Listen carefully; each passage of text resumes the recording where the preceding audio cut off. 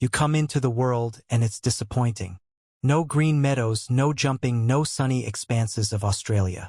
You are a tiny hairless blind larva the size of a bean. An awkward lump that an ant could defeat. But you have a goal.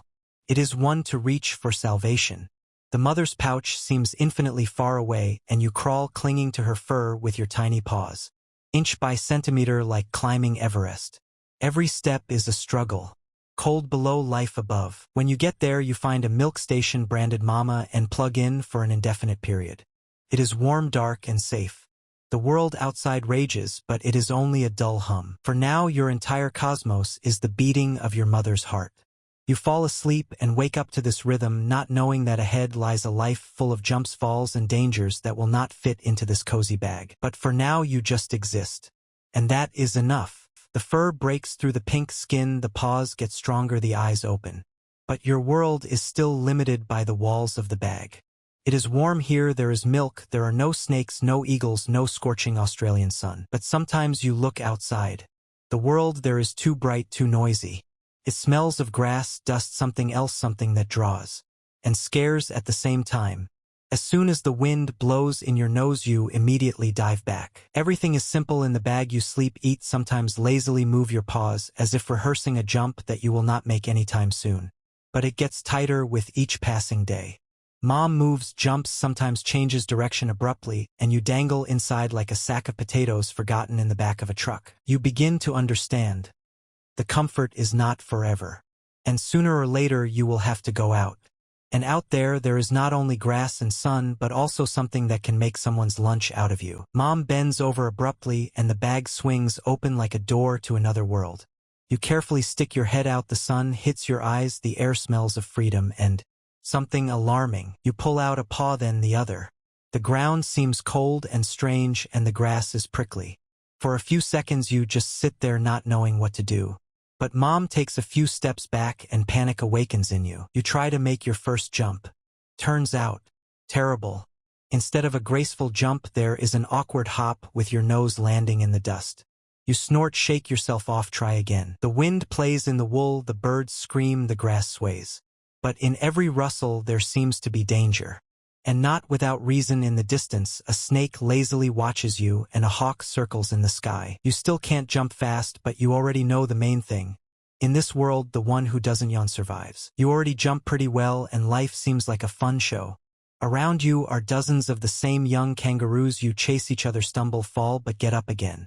All this under the lazy gaze of adults who pretend that they are not interested but still keep their ears open. Every day, new discoveries. You recognize the taste of fresh leaves, the smell of wet earth after rain, the sound of a grasshopper rustling in the grass. Sometimes you manage to catch one, and sometimes it disappears right from under your nose. But fun is always mixed with danger. Suddenly Mom freezes and the whole clearing stops. A snake appears in the distance, thin as a shadow but deadly. Or a hawk appears in the sky, and then you instinctively press yourself to the ground, trying to become invisible. You begin to understand that even on the warmest and sunniest day, someone somewhere is planning to turn you into lunch. And this is not a reason to be sad, these are just the rules of the game. Your jumps have become higher, your paw strikes are stronger, and your impudence is twice as big. Now you are not just a participant in the games, but their instigator.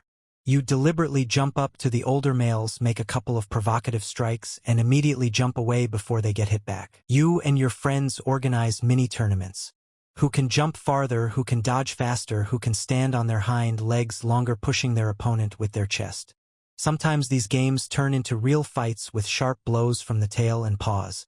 But it rarely comes to blood, rather to bruises and wounded pride. Strength feels good in your body, and it seems to you that you are almost an adult. Almost. But while Mom is still around, you unconsciously jump towards her if something moves too fast in the grass. The world is still dangerous, but now you are sure that you can outweed it. Or at least jump over it. And then one day you wake up and understand. That's it. You are no longer hiding behind your mother's back. Your jumps are longer, your muscles are stronger, and your tail is not just a balance but a weapon. Now your days are a constant search for food, water, and safe places to rest. You study the meadows and sparse forests, memorize the paths where the grass is softer and the wind brings the smell of water. But at the same time, the paths of predators.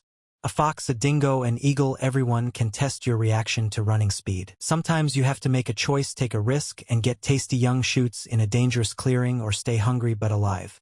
There is less and less time for games now. Every movement is calculated, every stop is thought out. You are no longer just a small jumper but part of a huge survival system where everything is interconnected. Your strength is someone else's food, your food is someone else's life. And now this game is serious. The air smells of spring and tension.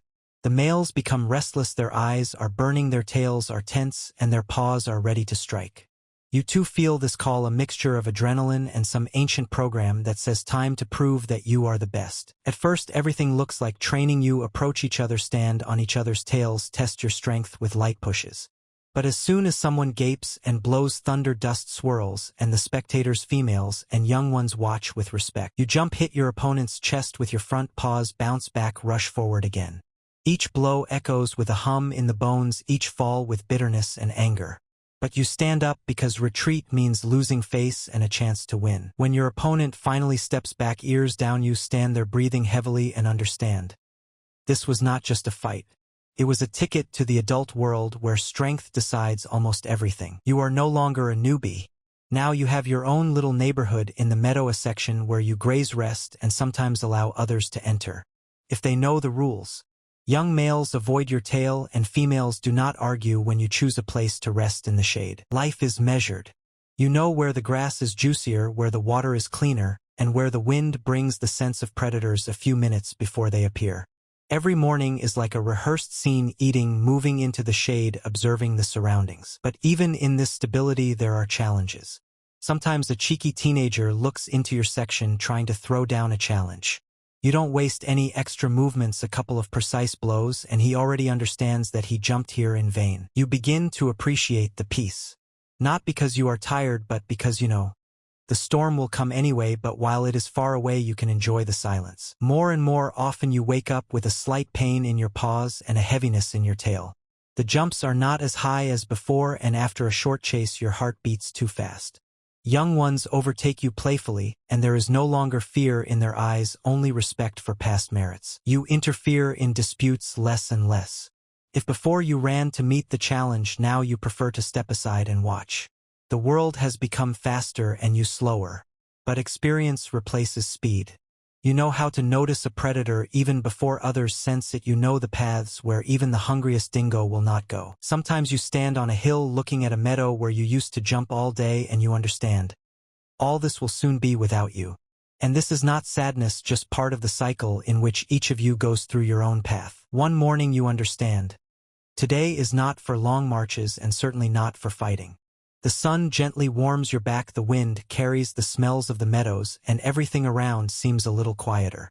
You go to the side where the grass is higher and the shadows are thicker, away from the usual paths. Every movement is given with effort, but there is no pain in it, only the fatigue accumulated over the years. You lie down feeling the warm earth at your side. You hear the distant rumble of the young people jumping. They do not yet know that they will soon take your place, but it does not matter. The sky above you seems endless, and you suddenly remember all your jumps, the first awkward, daring, teenage, victorious adult. And you understand that each of them was part of one long jump through life. You close your eyes, letting the wind ruffle your fur.